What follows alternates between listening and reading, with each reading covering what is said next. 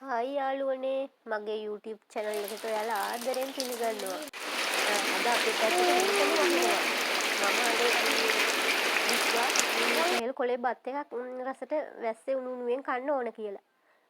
යමුද එහෙනම් බලන්න. මම උදේම බත ලිපේ තියාගත්තා. බත ලිපේ තියාගෙන අවශ්‍ය එළවලු ටික ලියාගත්තා වෑංජනෙට. ඊට පස්සේ එළවලු ටික කපාගෙන එළවලු වලට අවශ්‍ය කෑලි මිරිස් කුඩු ලුණු ඒ දේවල් දාගත්තා අවශ්‍ය ප්‍රමාණයට. දාගෙන වෑංජනේ වම්බොටු තැම්බුමයි හදාගත්තා.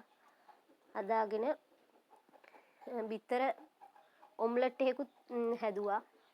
හදාගෙන උණු උණුවෙම කන්න හිතුවා. රස කෙසෙල් කොලේ රස බත් එක.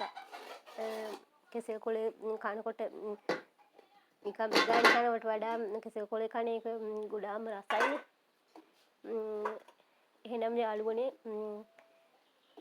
අපි බත් කන්නයි හදන්නේ. ඔයාලත් මගේ වීඩියෝ හොඳ නම් සබ්ස්ක්‍රයිබ් එකක් දාන්න, ලයික් එකක් දාන්නත් අමතක කරන්න එපා. ඔයාලට බුදු සරණයි.